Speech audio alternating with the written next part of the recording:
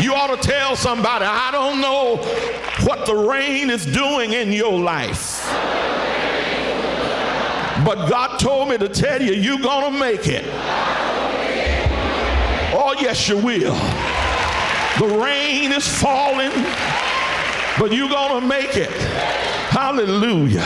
I mentioned how that even last night, I mentioned it just before the offering period, Elder Lewis and I, we went up to Mount Vernon, Illinois, and somewhere after we crossed over the river from Missouri into Cairo, Illinois, and we could see the dark clouds and the wind was blowing, and oh my God, the lightning was flashing, and I turned on the weather channel on my radio there in the car, and they were talking about the severe thunderstorms that had been sighted in that area, and people were pulling off to the side, and you know, some folk when the storm goes on, they just go crazy, and you got to get out of their way because they busy looking at the cloud and speeding ahead. But I'm trying to tell you something, when you're in the storm, you got to keep your head. You can't get distracted by the lightning.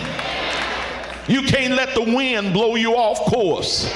You can't let other reckless drivers, what I mean, other folk who don't have a foundation, and because they don't have anything to trust, then they are reckless. They are shooting up with dope. They're drinking liquor. They're talking about taking a revolver and blowing their brains out. But I don't care how many reckless drivers are on this highway of life, you don't have to fear the storm, because Jesus told you you were going to the other side. And that's the beautiful thing. We use a word that we don't even think about much, and that word is going through. When you say I'm going through, that simply means that I know I'm in it, but I also know I'm coming out on the other side.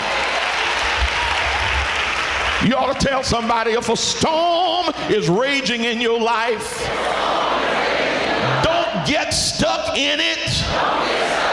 God wants you to go through.